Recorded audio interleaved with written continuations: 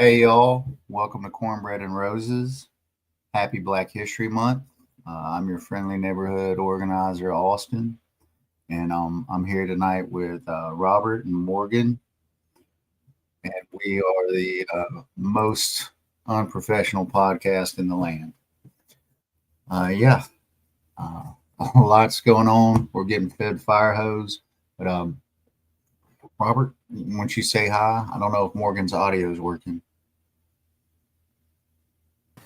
Hi, Robert Lewis Hunter. I hope y'all are well. I am a member of North Alabama DSA, local community organizer, and that's everything. It's right now. Right on. All right. And I think Morgan's having some audio issues, but he's here in virtual spirit. I got it fixed. Ah, you want to say hi, Morgan? Hey, how goes it? All right.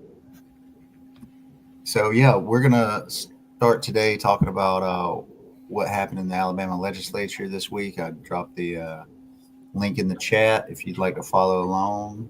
And then we'll be talking about a few other things. March for immigration rights.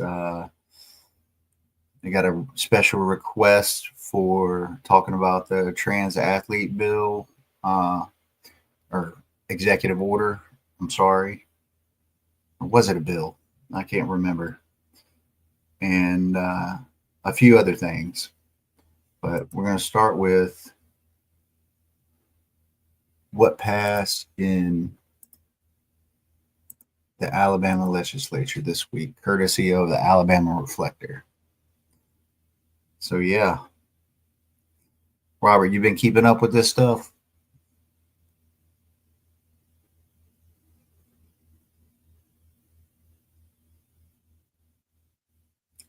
Yeah, when I can. Frankly, as frustrating as it is, there are other actions and activities I try to take outside of hitting the brick wall that is sometimes representation.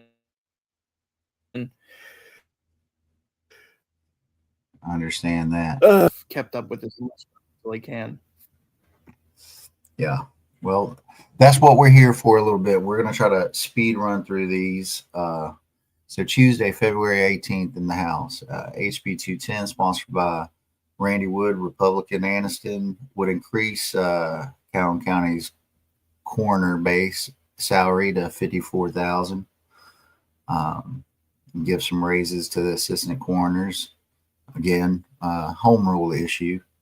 HB 213, Mark Gidley, Republican out of Hoax Bluff. Give Calhoun County Commission to pay its members $15 per day when they conduct business. HB 215, Chad Robertson, Heflin, Republican, would increase the base salary of the sheriff to $114,000 without expense compensation starting in 2027. And all these bills passed. Now, Robert, I had a question about this last week. Maybe you can enlighten me. But I see these bills passed in the Senate with like 15 votes and none opposed, or 18 votes, none opposed. And we got, what, 50, was it 57 or 37 senators in the state? It seems like they're not even getting a quorum is why I say that. If I remember correctly, there's only 35. 35. Okay. And for 35, you just need 19. So, give me 1 second to check that math.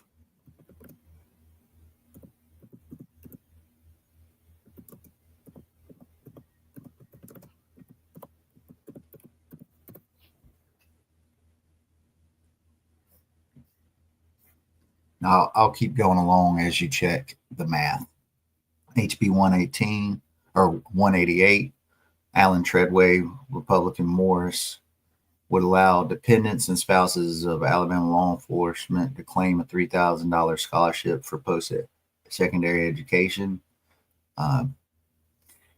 HB 199, Travis Hendricks, Democrat, Birmingham, would allow the Board of Pardons and Parole to electronically monitor a juvenile delinquent before their court hearing. Passed 101 to nothing. It goes to the Senate. The last bill also passed 101 nothing. It goes to the Senate. SB 70, sponsored by Andrew Jones, Republican Senator, creates a Veteran Resources Center as a public entity with a corresponding board of directors. This bill passed 101 nothing, and it goes to Kay Ivey. So it already passed out of the Senate, as you see the SB, and made it to the House. I'm curious. So go ahead. I can confirm Alabama State Senate has 35 members, which makes them needing a quorum of, like, if I remember correctly, it would be 18. Okay. And there's over 27 Republicans. So they literally just need Republicans to show up for work, and not even all of them. Like 60% of them show up to work, and they win 18-1, 19-2.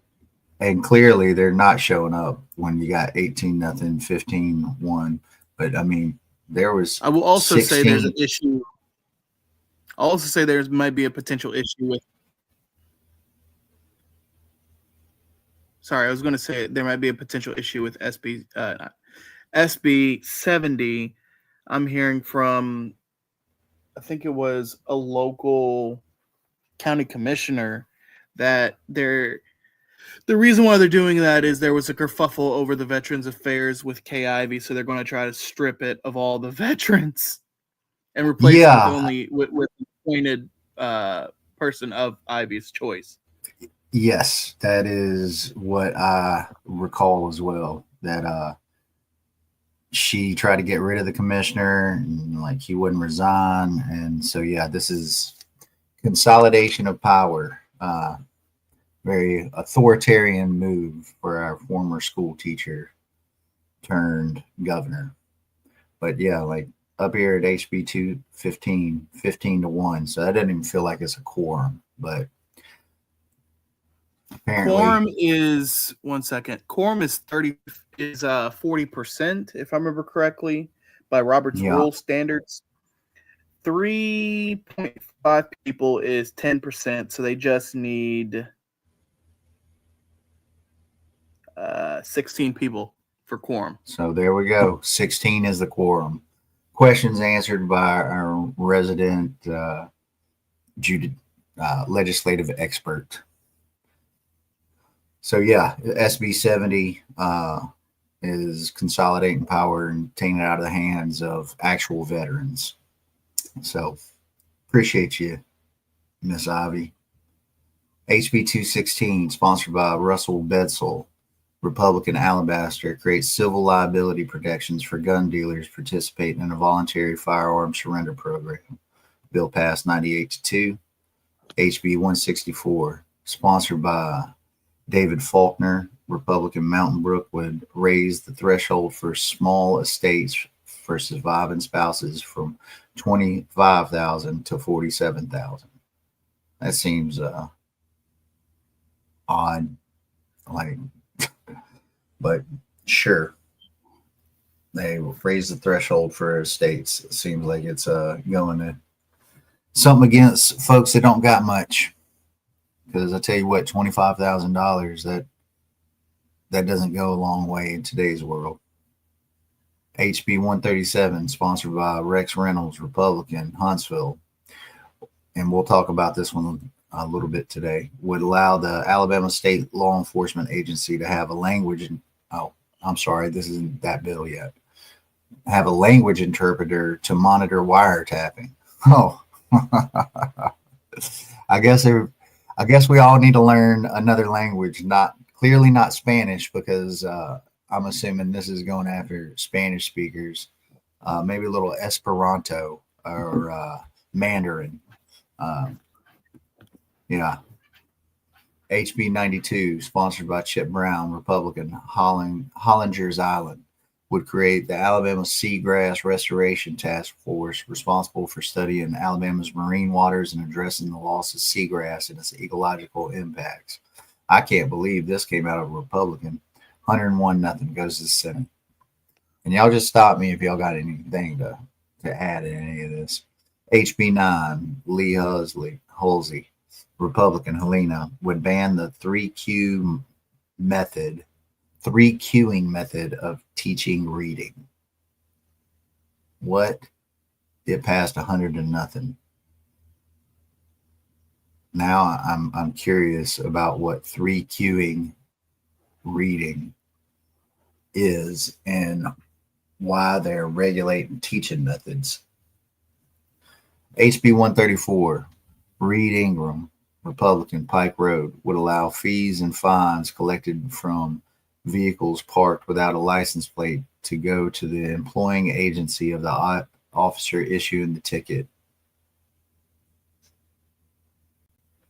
HB 140, Arnold Mooney, Republican, Birmingham, would allow privately owned sewer and wastewater systems to choose to be in the jurisdiction of the Public Service Commission. Bill passed 100-0, goes to the Senate. SB 67, sponsored by Andrew Jones, Republican Senator, would make the commissioner of the Alabama Department of Veteran Affairs an appointed position by the governor and make the board an advisory body. Pass 21-9. It goes to the House. This ties into what Robert was just mentioning about Kay Ivey's power grab. SB 76, April Weaver, Republican, Alabaster, would exempt nursing mothers from jury service. Bill passed 31-0. Goes to the House. This made a little noise in the news several weeks ago. And I support this bill. It's a shame it's just not common sense for a judge to sit there and go, "Oh, you're nursing? Oh, okay.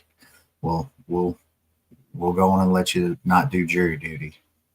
SB 64, sponsored by Steve Livingston, Republican, Scottsboro, would make removing, cutting, trimming, severing, and uprooting aquatic plants from public waters a Class C misdemeanor with a fine of $500. Bill passed 31-0 to go to the House. Well, these folks are getting very environmental. SB 104, Robert Stewart, Democrat, Selma, would increase membership of the Alabama Job Creation and Military Stability Commission to include chairs of the Alabama House Military and Veterans Affairs Committee and Alabama Senate Veterans, Military Affairs, and Public Safety Committee. Passed 32-0, goes to the House. SB 95, sponsored by Senator Donnie Chasteen, Republican, Geneva, allow Alabama Municipal Electric Authority board members to be paid up to $1,700 a month and up to $2,000 for the chair. Currently, members are compensated up to $600 if the board unanimously agrees. It passed 32-0, goes to the House. I wonder how you get on the Municipal Electric Authority board member. I wonder if that's that's a governor thing or if that's a local thing. SB 60, Greg Albritton, Republican, Atmore, increases state's borrowing power for prison projects by $500 million to approximately $1.28 billion. Passed 32-0. It goes to the House. Good Lord. Yeah, that's where our tax dollars are going. The two most expensive prisons in the known universe. SB 1, Sam Gavane, Republican, Huntsville, would provide compensation benefits to full-time public education employees who are injured on the job. Bill passed 32-0. It goes to the House. Well, I'll be. I didn't know that they didn't get compensated for injuries on the job. SB 42, Tim Melson, Republican, Florence, would allow abandoned roads constructed on a right-of-way to be deeded by an appropriate governing body to the original landowner. Passed 32-0, goes to the House. Thursday, February 20th, House. HB 211, Randy Wood, Republican of Anniston, would allow the County Commission to regulate halfway houses and similar facilities. Bill passed 24-0. Goes to the Senate. HB 200, sponsored by Cynthia Allman, Republican, Tuscaloosa, makes technical changes to the business and nonprofit entities code and codifies electric filing practices. Bill passed 101-0. Goes to the Senate. Well, they're getting a lot of work done, a lot of agreement. They're looking like HB 123. Carrie Underwood, Republican, Tuscumbia, extends the term of Alabama State Board of Pharmacy. Changes the appointment of members of the board and board sanctioning powers. Bill passed 101-0. Goes to the Senate. HB 35. Russell Bedsel, Republican, Alabaster, would extend first responder death benefit to volunteer firefighters. Passed 102-0. Goes to the Senate. HB 141, sponsored by Kenyatta Hassel, Democrat. Hassel. Huh. I wonder if I'm saying that the name of the city and this lady's name correctly. Would allow state employees to deduct from their salary for household items like washing machine pre-tax. Bill passed 81-19. Goes to the Senate. I mean, just state employees. So, Senate, HB 76, sponsored by Brian Breniak, Republican, Wyndham Springs, would allow the Fayette County Sheriff's Office to establish procedures for using credit card for official purposes. We got some of those credit card ones last week through. HB 139. Ooh, Steve Linston, Republican, Scottsburg, extends the terms of office for the Scottsboro mayor and certain board members and school board members by 1 year. Bill extends the term of office for city council members and city board of education members whose terms are set to expire in 2026 to 27. Does that with mayor and council members 28 to 29, board of education members from 28, 30, or 29 and 31 respectively. The bill passed 29-0. Goes to the House. SB 162, West Kitchens, Republican, Arab, sets minimum distribution amounts in lieu of taxes payments of the Tennessee Valley Authority to the Marshall County Legislative Delegation Office, Marshall County Economic Development Office, Snead Community College, and ambulance service in the city of Boaz. Passed 30-0. Goes to the House.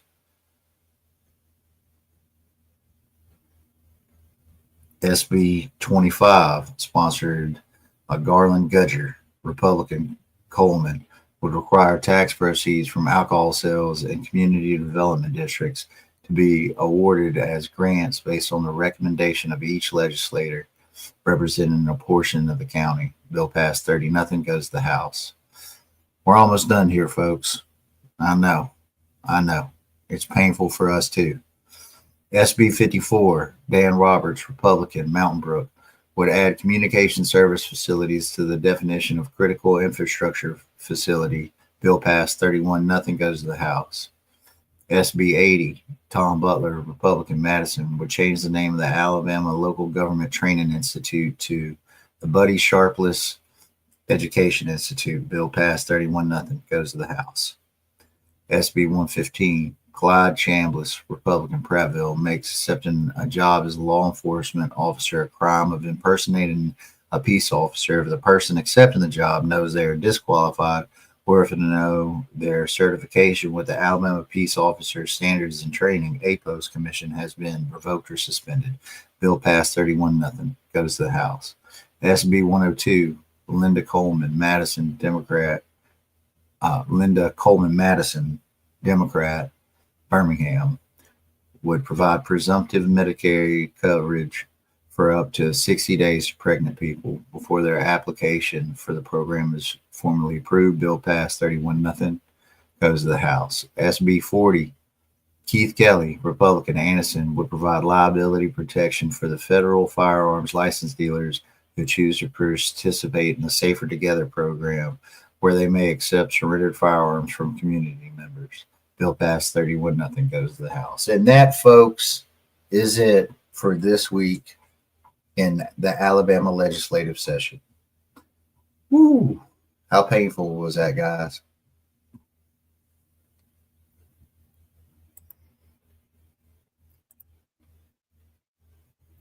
It's done All now. right.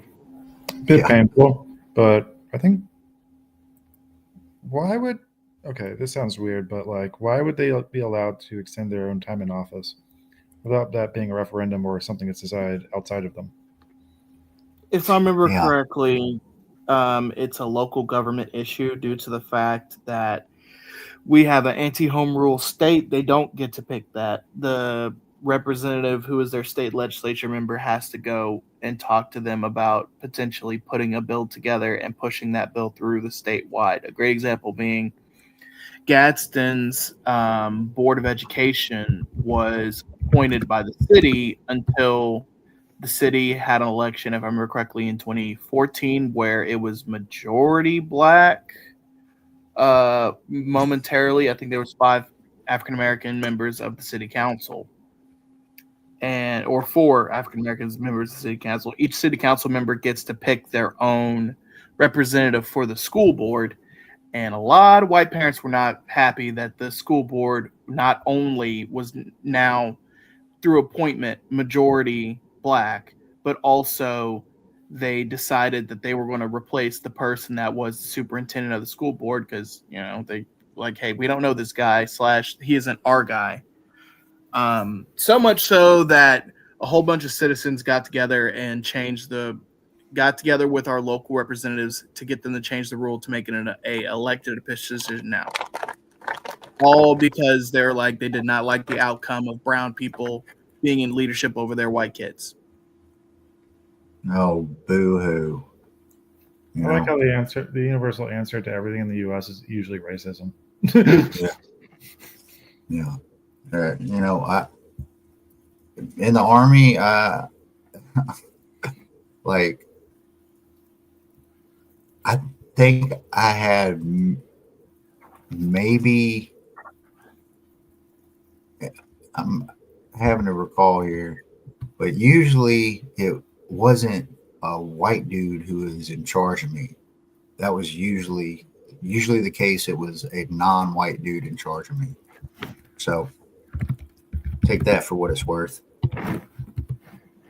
But yeah, we had a special request to talk a little bit about this. Alabama officials front and center as Trump signs executive order banning trans athletes from women's sports. So this is one of those non-issue issues that get created.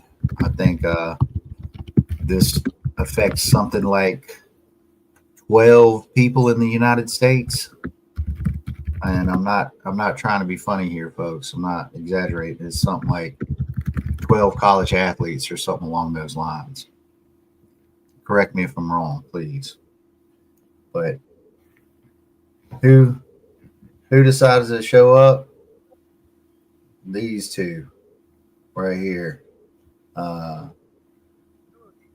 This guy here has worked for the government his entire life, pretty much, and is now a multimillionaire. When they're talking about Musk investigating how folks work for the government and become multimillionaires, they should take a look at this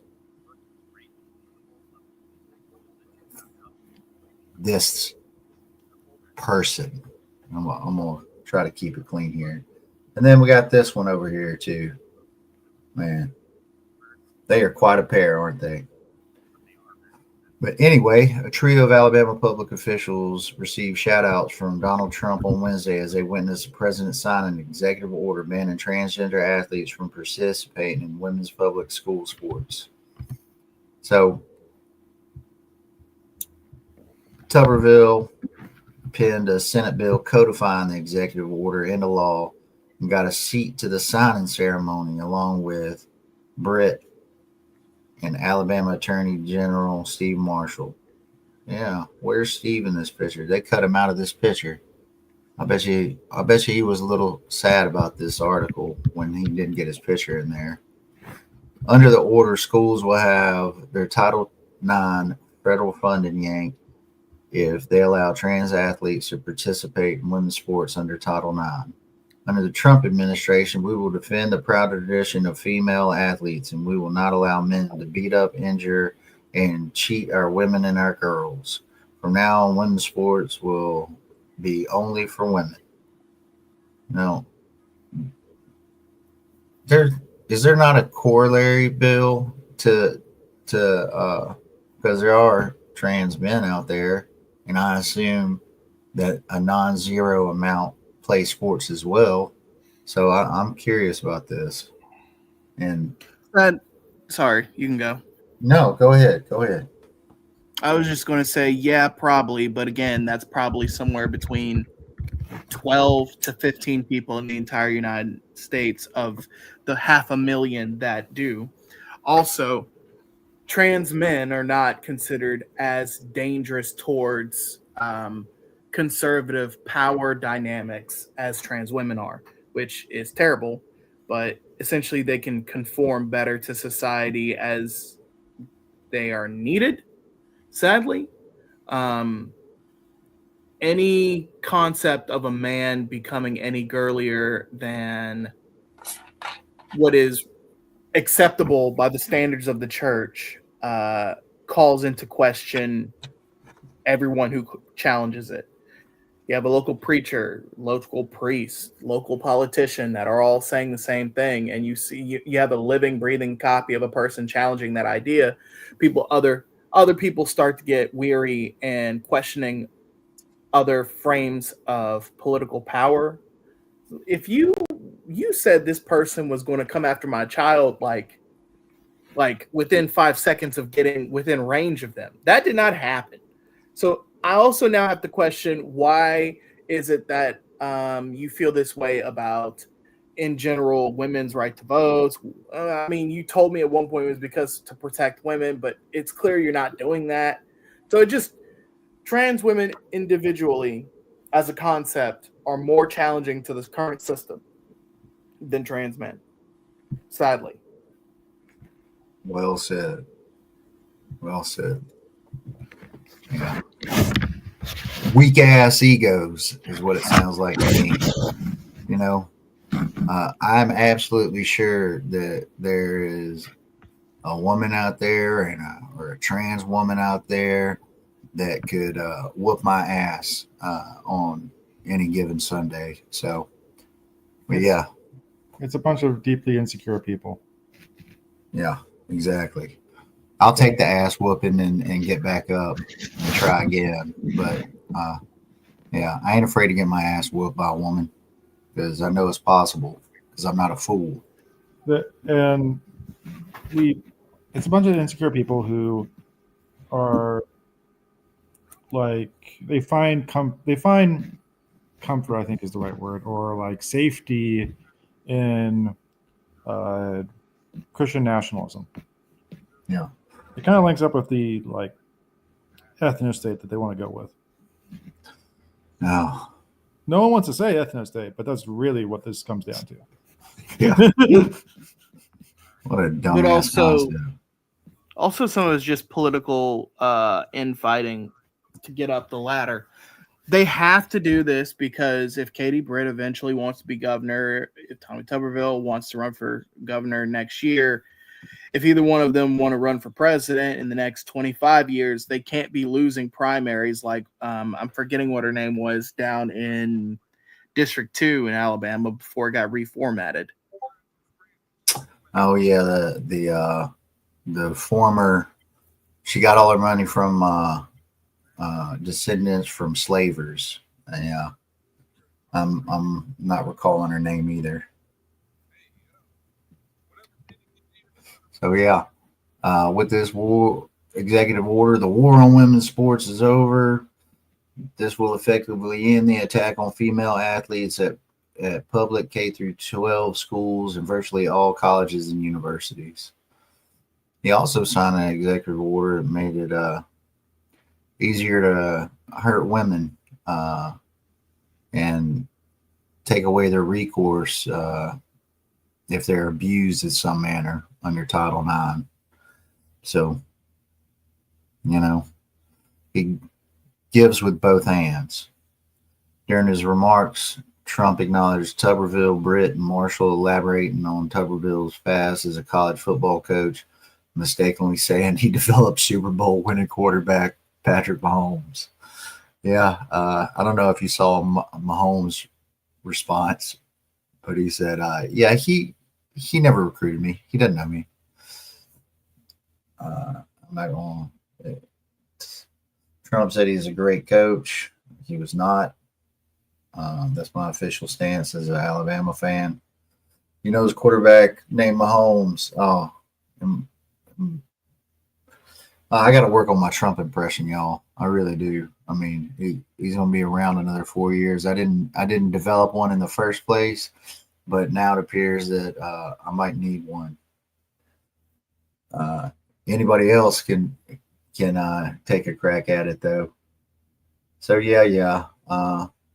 Mahomes, Tuberville, and yeah, according to the fact check,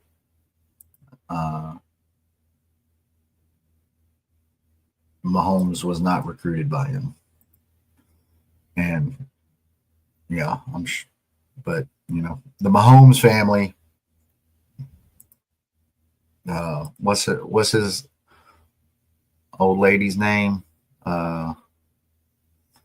I don't know, Brittany or something like that. She's a big Trump fan. One of the reasons why he picked the Chiefs like a loser for the Super Bowl. So yeah, that's the transgender athletes bill, and in all its contradictions. I mean, the Super Bowl was just a massacre. It was shout out Jalen Hurts, Roll Tide. It was almost as beautiful as the halftime show. So, I mean, and if y'all didn't get to catch that halftime show, that was a hell of a halftime show. Easily top 3. I can't recall a better one, to be honest. And the crowd there sure loved it. So yeah, now something else going along that is hot and heavy right now is the witness challenges the Black Belt Mobile Community of Interest in Alabama redistricting case. Anybody been keeping up with this one? Is this the one where they're trying to make a second black district? So it's already been done, but now they're trying to bring it back into court. And they got this fool from Kentucky State University. I ain't never heard of Kentucky State University. Have y'all? Nope. Yeah. So a proclaimed political science professor, Wilfred Riley, who authored 3 books criticizing progressive politics and suggested historical racism does not mean Mobile and the Black Belt can be considered the same community of interest today. I heartily disagree with that man. But the attorneys cross-examining him really took him to task. His testimony was met with skepticism as they're seeking to preserve the 2023 congressional map that created one majority black Alabama congressional district and one near majority one in the interest of ensuring adequate representation for black Alabamians. So none of your papers focus specifically on the political environment below the Mason-Dixon line, correct? Brittany Carter, an attorney for the plaintiffs, asked. He said, not as a primary focus. You're not a professional expert on Southern politics, correct? He said no. She then asked if any of his academic research focused on Alabama politics, to which he also said is correct. So I don't know about y'all, but would y'all show up to a courthouse claiming to be an expert in something when there's a slew of lawyers that are going to ask you questions about that? It's fundamentally unwise, I'd say. Attorneys questioned his expertise in redistricting and community identity under Cross. Riley said he had not conducted extensive research on Alabama's redistricting history or specific state policies. I don't hold myself as an expert on redistricting.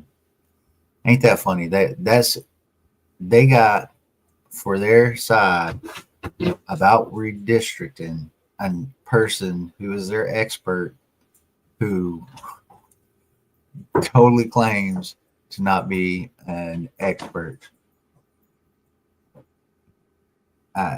Baffling. I'm baffled by this. But when the truth doesn't matter, these are the type of things you do. Plaintiff's counsel pressed him on methodology, asked whether he had reviewed Alabama's redistricting guidelines before his deposition. He said, that is correct. All right. Riley's testimony came near the end of a 2-week trial over the state's congressional maps. The maps were put in place by a 3-judge federal panel after an almost 2-year battle that went to the Supreme Court twice. Courts ruled that racially polarized voting patterns in Alabama, where white Alabamians tended to vote for Republicans and black Alabamians tend to vote for Democrats, meant the 2021 congressional map approved by the legislature prevented black Alabamians, who make up about 27% of the population in the state, from meaningfully participating in the election process. Court ordered the creation of a second majority black district or something quite close to it, and rejected a map from the Alabama legislature, which they said failed to address Voting Rights Act violation. Now, if you can't tell, this is just like bald-faced racism, right? I mean, it don't get no clearer than this, y'all.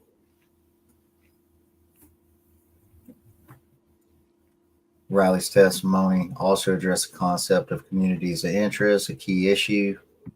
Plaintiffs argue that Mobile and Black Belt, both home to significant black populations, share common social and economic interests, should be linked in a congressional district. Riley contended, however, that shared historical racial discrimination does not necessarily mean these regions constitute a single political community today. Using labor and commuting data, Riley said that Mobile County has closer economic and social ties to Baldwin County, a majority white area, than to Black Belt counties.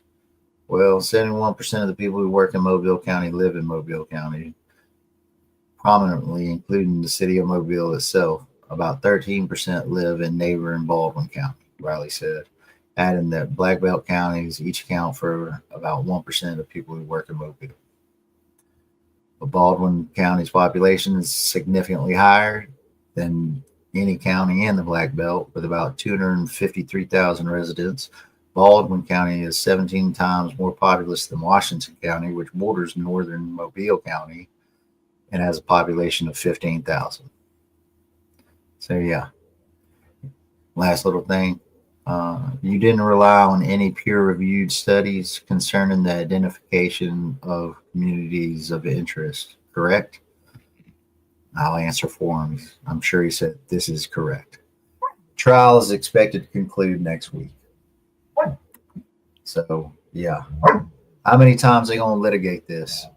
I don't really understand why they keep trying to do this, because, I mean, they already had the gerrymandering across Alabama is already extensive enough as is.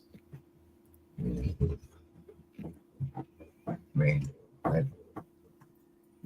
they just They already have they, 5 out of the 7 districts. They already have 5 districts. yeah. But that's just the power of racism. Welcome, Jason. It's good to have you. Hello, comrade. Sorry I'm late. No. No worries. Welcome. Yeah. Well, dog showed up over here. Yeah. Give me just a moment.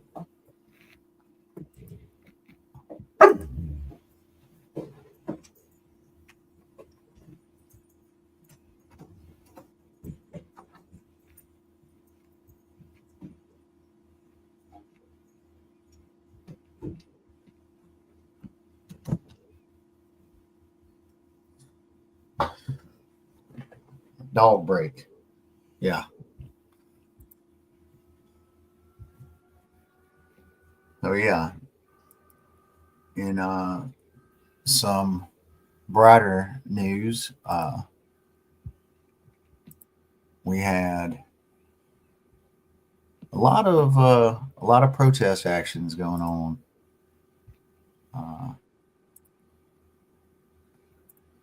And one of them, and I should be highlighting some other ones too. But there's a immigration rights protest the other day.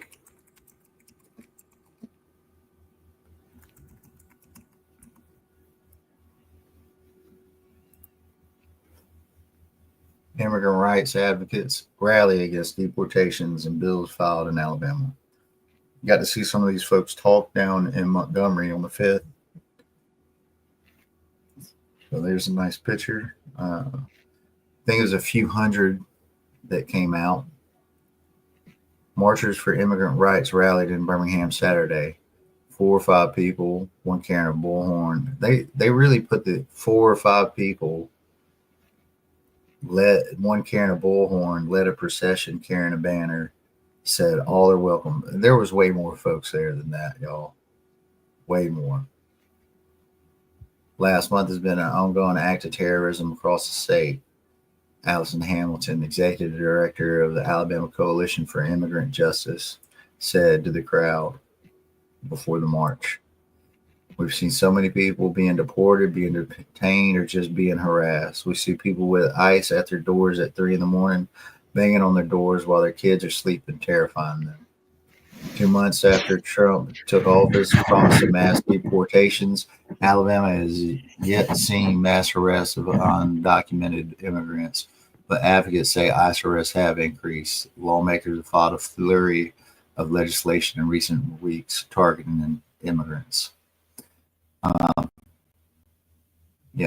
the current ICE head is not very happy with one Alexandria Ocasio-Cortez and her doing some know your rights trainings. And there's some know your rights trainings coming around here. There's one supposed to be scheduled up here, and the Coalition for Immigrant Justice, they've held several already. I think at least 3. And they are not happy. These folks are not happy when you know your rights, which, basic civics, something should be taught in school. Members of the crowd carried handmade signs. "My mom fought for my future. Now I'll fight for her. Immigrant lives matter. Do you call yourself a Christian?" So, yeah, we got folks out here in the streets doing the work, because they're also showing up at the State House and they're making phone calls and they're educating folks. And that's how it's done. Brian, 15, attended with his parents who immigrated from Mexico. While he and his brothers are citizens, he said his father, a construction worker, and his mother, a housekeeper, are not. He said that hurts and feels unfair. "We don't do nothing bad. We're good people. Start talking about other people that are doing bad," he said, referencing criminals and drug cartel members or billionaires. Talk about them, not us. Leave us alone. Brian said he did not know what he would do if his parents were deported. His father, Juan, 49, said in Spanish that he is worried. The system is broken, he said. He and his wife have been here for 27 years and would like to become documented. We've paid our taxes, we've dedicated to our work, and we're good neighbors. Yeah. It's been proven time and again that immigrant folks commit less crimes than U.S. citizens and also pay more into the tax system than they take out than U.S. citizens. So, yeah, I just wanted to highlight that. Have y'all been able to attend any of these for immigrant justice? I went to one in Huntsville a couple of weeks ago and was able to make good contacts with organizers there. So I think that's going to pay dividends for us in the future and get us involved in those struggles, which we need to be. Fighting the deportations is a high priority for me personally. Outstanding. There was another one that you were at and I was at. And I think Morgan, you were at as well on President's Day. Yeah, I was down in Birmingham. How'd that one go for y'all down there? It was good. I think it was starting to thin out by the time I got there. Oh, we appreciate you going. Yeah. My plan is to go to the one of the Huntsville ones next.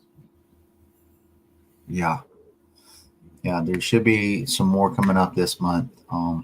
Something I've been pushing for is to try to figure out ways to support the March in Selma for Bloody Sunday. I've never been able to attend one, which, you know.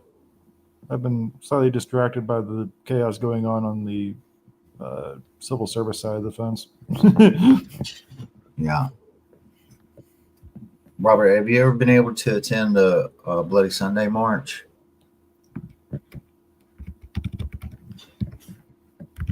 I was able to attend a few times when I was a little bit younger. I think, if I remember correctly, I'm going down there second week of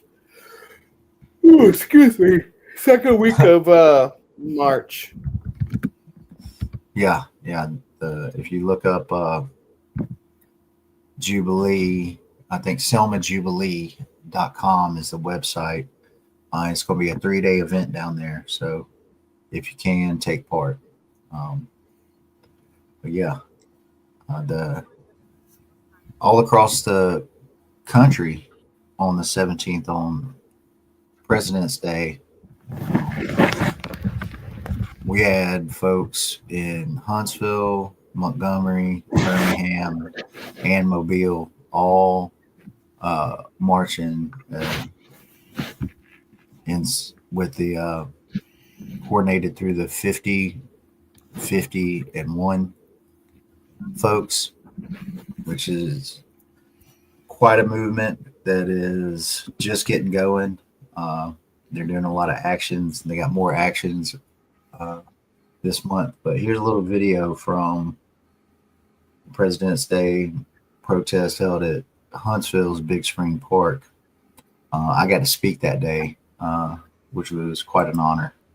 Well, today at Big Spring Park in Huntsville, dozens gathered for peaceful protest.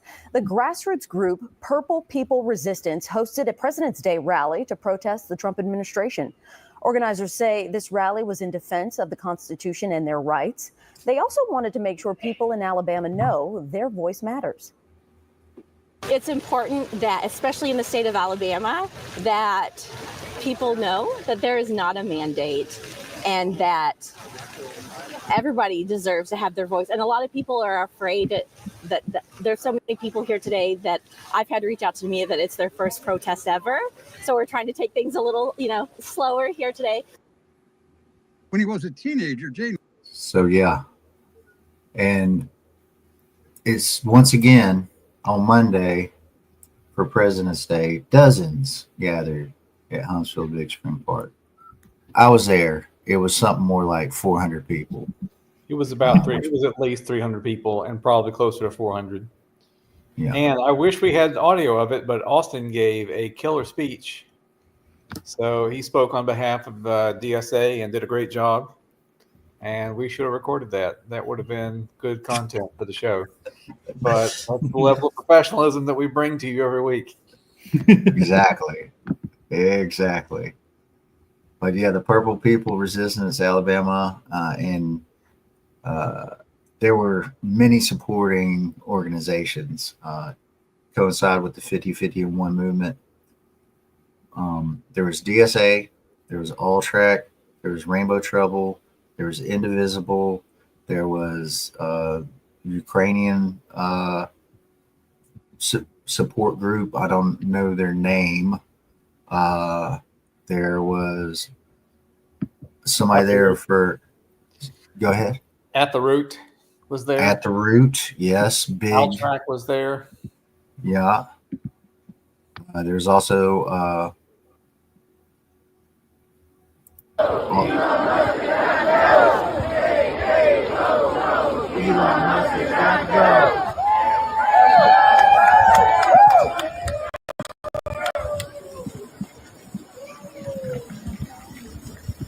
So there's more on Instagram. Surge was there, standing up for racial justice. I think there were some folks there from the Alabama Coalition of Immigrant Justice, but I don't think they spoke that day though. And there was somebody who was planning to run against Dale Strong. Was it Moriarty? Yeah, Deborah Moriarty. She ran a write-in campaign against him in the last election, and she announced her intention to run against him again. So we'll be looking forward to that. I'm sure we'll be in communication with her.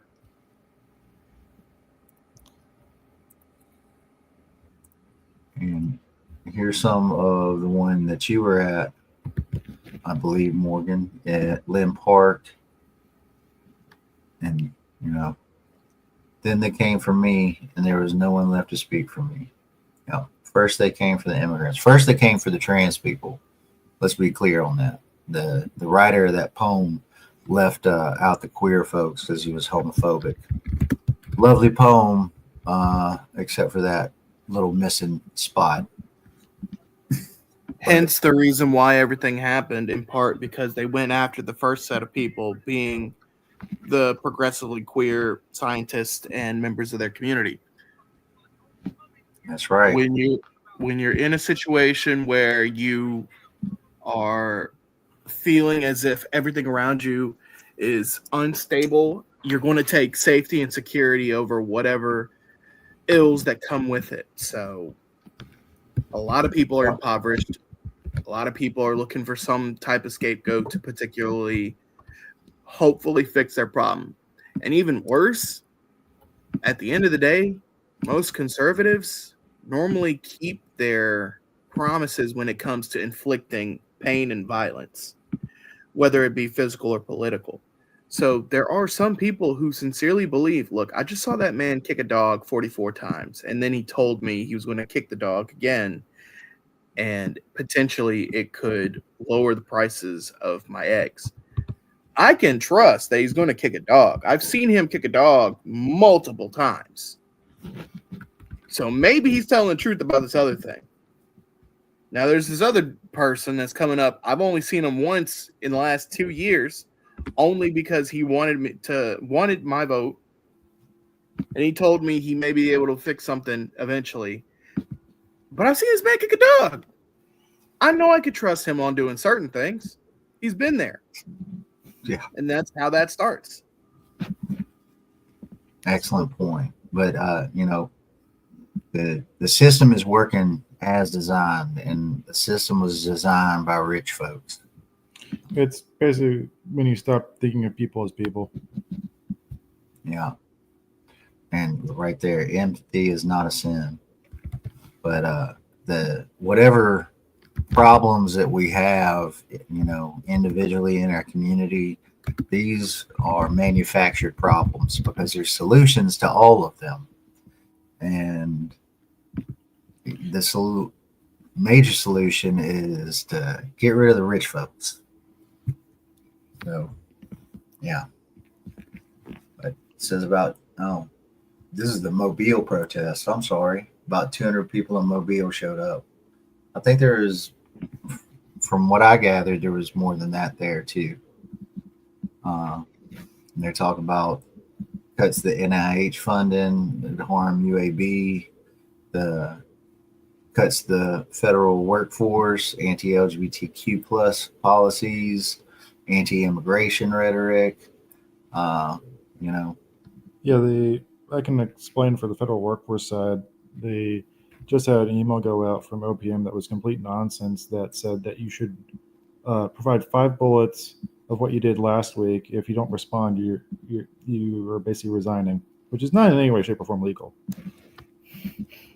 yeah. I saw some interesting uses of not acrostics. Anyway, using the first letter of each statement in a very I've seen that. It's fantastic. creative fashion, let's say. You know, Yeah. first, united, I think, what was it? Let me see. correlated. Let me see. Do I have it? Here we go. Fulfilled, under, coordinated, key, met, under, strategic, and knowledge. There we go. Fuck Musk. Yeah. It made for some late night conversations because there was some confusion at my workplace. And I told him, like, this is an annoyance. There's no policy or anything backing this. Ignore it. Yeah, reported as spam. They're not even in that agency. It's a unsecured server with HR at opm.gov. Make sure do not, whatever y'all do not spam HR at opm.gov. I would never suggest that, but yeah, OPM doesn't do that. OPM just provides policies that are for the entire federal civil service and all the relevant agencies. They're not supposed to have any higher authority or anything. Yeah. It's up to your agency in terms of following rules and such. This protest in Mobile, Shalala Dowdy, co-founder of Stand Up Mobile. We had some DSA folks down there helping to organize it too. We got an issue in Washington. We have checks and balances in our country, and it looks like a leader of the executive branch is trying to have sole and complete control. It's giving dictatorship, as the kids would say. And Miss Dowdy said. Yeah, demonstrators called out the fascist nature of Musk's actions as he spearheads DOGE, Department of Government Efficiency. I'm already so tired of saying this. I can't believe. There's the problem. Okay, this is a news problem as well. They keep saying it's the Department of Government Efficiency. It's not a real department. Right. They were slotted into the an information agency. It's the U.S. Digital Service. Yes. Which provides standards for how websites are accessible across the civil service, the various agencies. It has no authority or policy or statute or anything. So that's one area that the news needs to stop. Running it. It's one area the news needs to stop saying that it's the department. It's an actual department. It's like, no, it's not. No, it's not. But the demonstration dubbed No Kings on President's Day was part of the nationwide 50-50 and 1 movement. You're out there, you can join with them. We'll do want to do one more real quick because I am quite proud of the people of Alabama this past week. Hey, Corey, it's good to see you again. I'm not sure what you're pointing at as far as seeing what. Thanks, Lauren. Well, hundreds gathering across Birmingham today for President's Day protest, calling out the Trump administration. And it's not just here. Similar things are happening in cities across the country. Your reporter, James Giles, two protests in Birmingham today. James is live. Protesters say this is just the first step for them, James. Yeah, Brittany, from here, protesters from one of the groups says they have an economic blackout plan for the end of this month. As you mentioned, two protests happening around the downtown Birmingham area today, and their messages echo each other. Protect our democracy. This too shall pay. This too shall pay. From words of encouragement No peace. to chants and protest signs.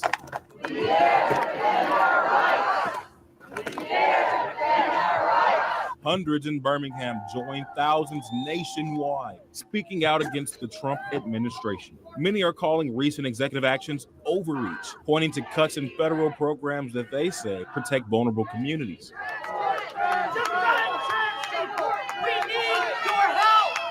The fight is about protecting ourselves and protecting other people who don't have that advantage to do that for themselves. Today, we also have national protests all around the same time, every capital.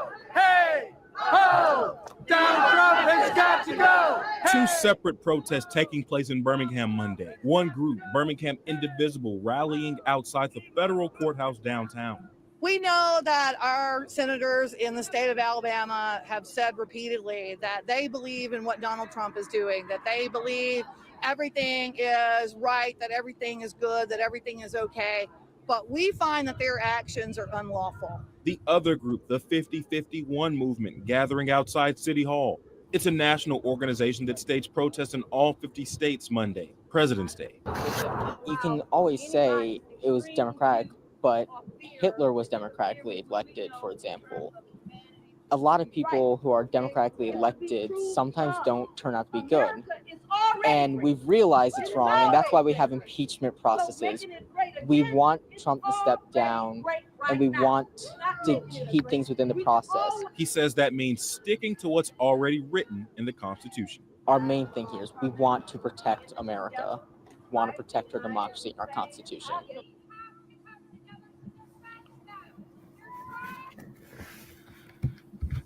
Now, the Trump administration says these federal cuts we're seeing are necessary to reduce government spending and weed out fraud. Now, to be clear, protesters from both groups say they would not support these cuts under any circumstances, and they say there's a right way and a wrong way to change government. And right now, they say they believe that the changes happening under this current administration are not constitutional.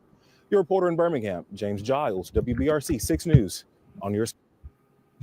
And thank you, James Giles, for reminding me that there's a planned economic blackout on the 28th of this month, which means buy you gas on the 27th. Don't be ordering nothing. You know, you want to get something to eat, go to the mom and pop's place. Don't go to McDonald's and what have you.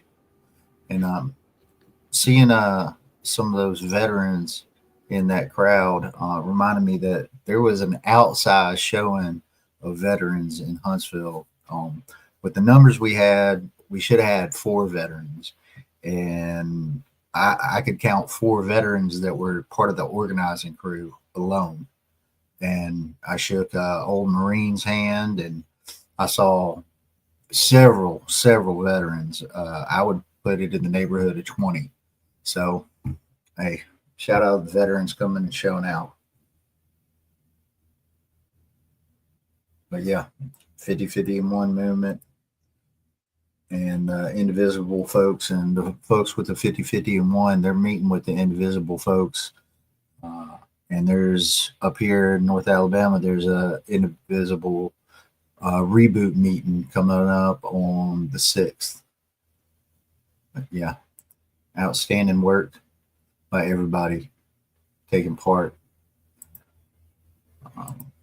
And, I think we're getting close to being done here today, folks. We got one other major article, which is kind of where we got the title for this week from,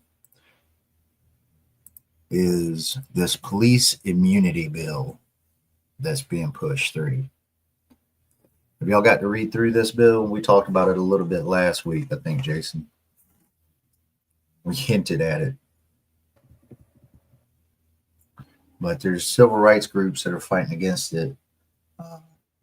The NAACP state conference. We know that many of the police officers receive little to no punishment when they commit a crime because they are hiding behind the badge and say they fear for their lives, said Gene Sanders, who testified on behalf of the NAACP Alabama State Conference.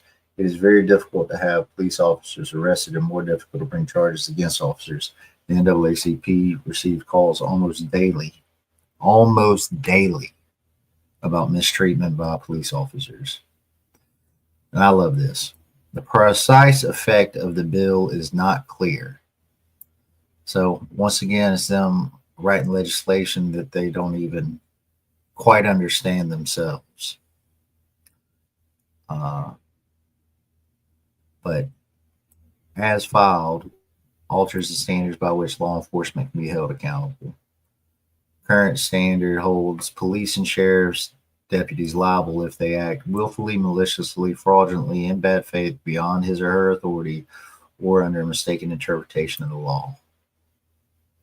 The bill changes that to offer law enforcement immunity from all types of potential misconduct, so long as the officer does not violate a person's rights that are identified in either state or the U.S. Constitution. The bill also protects law enforcement from civil litigation unless they acted recklessly without justification or if they violated people's constitutional rights. So this is like, we got qualified immunity, but this is like absolute immunity. It's basically making it so that police are considered a protected class. Yes, exactly. I think that's the right wording that I'm looking for.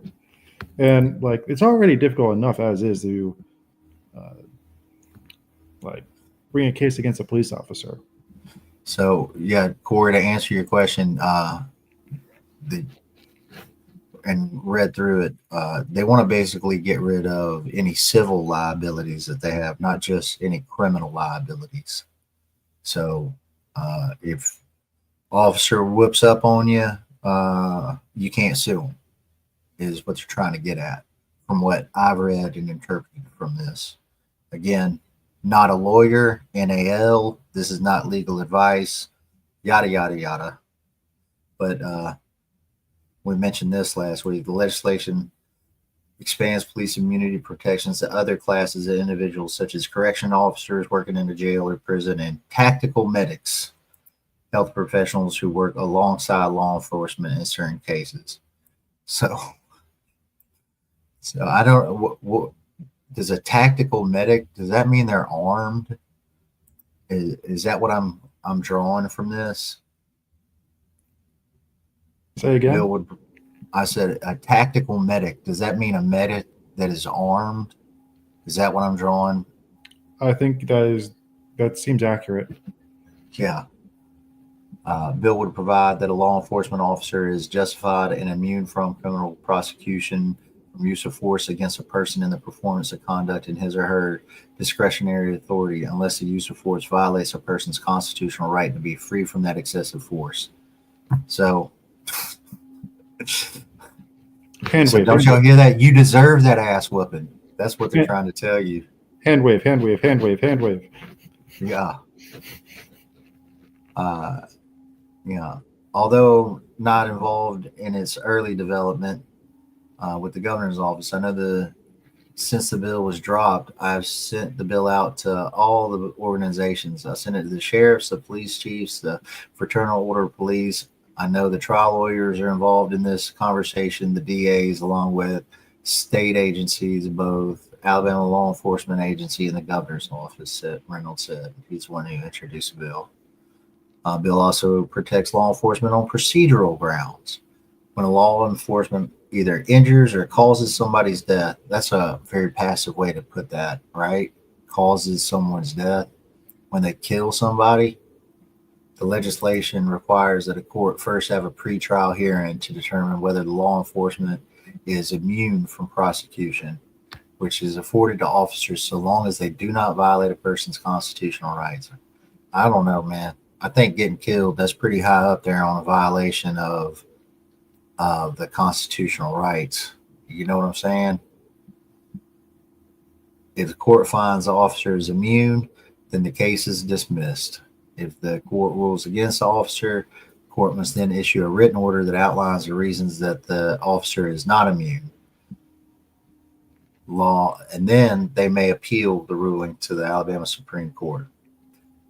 Court finds the officer is not immune, the officer can continue to claim immunity during the trial, and the state, in this case, the prosecution, continues to bear the burden of proving that the officer is not immune from prosecution to the jury. On civil matters, when victims or family members file lawsuits seeking damages for alleged misconduct by police, the plaintiffs must show that an officer violated a law or right that is clearly established. Under the bill, clearly established right is one that the officer would have known because of similar cases decided by the United States Supreme Court, the 11th Circuit Court of Appeals, or the Alabama Supreme Court. To win a civil litigation case against a law enforcement officer, the plaintiffs must state their legal authority, the factual allegations of misconduct, as well as the facts indicating the reasons that the law enforcement officer is not protected by immunity. In civil litigation cases, the process begins with the lawsuit, which then starts the process of gathering evidence called discovery. The bill states that the law enforcement officer can file a motion to dismiss. Chris England, Democrat Tuscaloosa, a member of the committee, said that after the meeting always happens, they always file a motion to dismiss. Once a law enforcement officer files a motion to dismiss, all attempts at gathering and finding evidence are halted, except for one, which does not prevent the plaintiff from seeking production of any written policies governing the law enforcement officer's conduct at the time of the specific events identified in the complaint. So not to interrupt, but it sounds like what's happening here is that the state is continuing to have to pay for legal bills that are piling up for the police, and they don't want to pay it. I really like that insight because I said this a long time ago that that's one of the ways that folks can combat the injustice system that we got going is by filing these lawsuits and raising the insurance rates for the cops in these towns where there's bad actors. Yeah. Yeah, but that's an excellent insight there, Morgan. Thank you. As a person who's probably on the spectrum, I think that's what it's actually coming down to. Yeah. Money. They're getting done up because they got poorly trained, bad apples. Yeah. That are out there getting charged and getting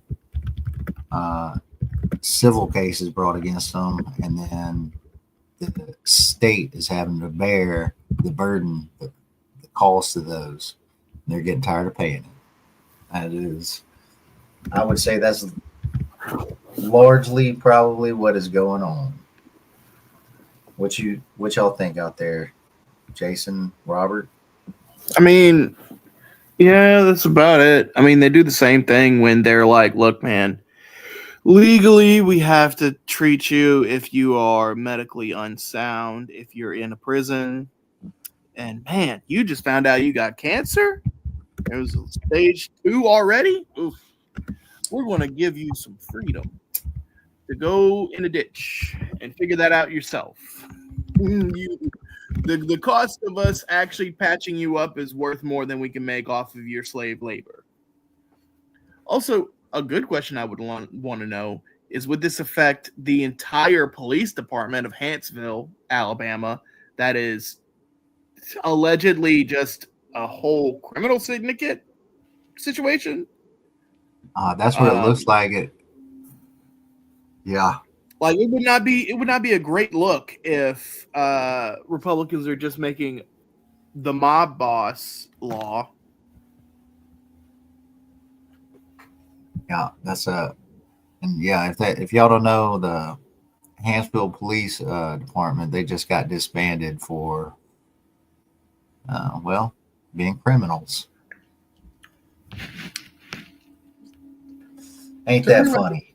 Is there any way to get the numbers in terms of how much it costs Alabama each year for police misconduct? I'm sure we could file a Freedom of Information Act, but who knows if they would ever answer it, or say they would probably say they're immune to such questions.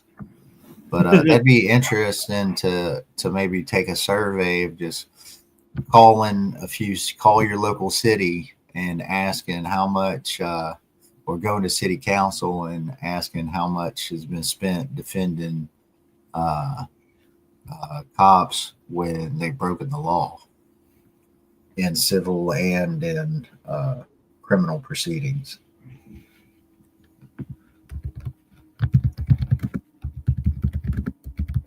Yeah.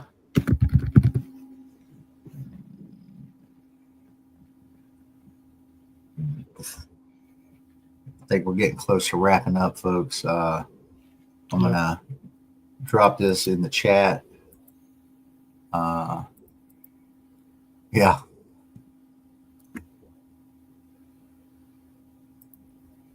I agree, Corey. I agree. But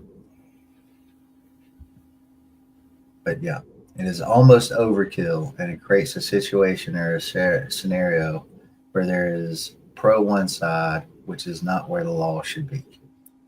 You're creating an equal protection issue for no reason. So yeah, folks, that's what we've been dealing with here in Alabama this past week. There's a lot of stuff going on.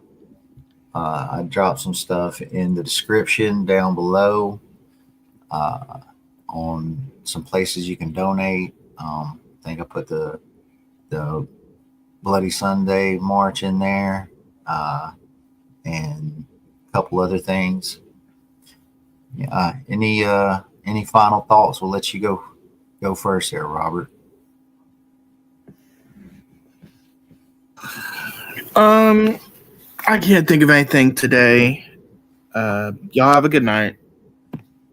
All right. Jason, you got anything to add to this week's discussion, or anything you want to highlight coming up? Well, I think you probably hit all the events, but one piece of good news that's come out over the last 2 days is that Chief of Police Todd Pinion in Decatur has stepped down from his position after basically giving his officers free rein, and that resulted in the death of Stephen Perkins in September of 2023.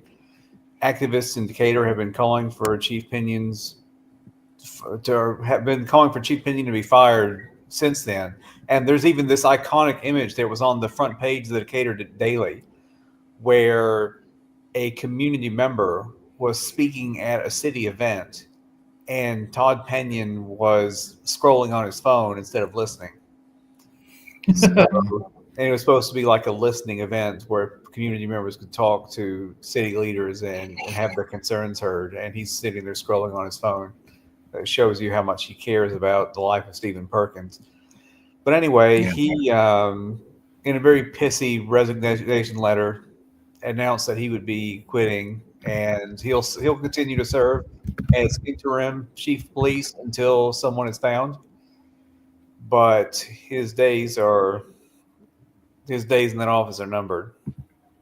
Yeah, those standing in power folks, they do not fuck around, and these folks are finding out. And I think hopefully his brother runs for mayor Steve Perkins' brother, running for mayor.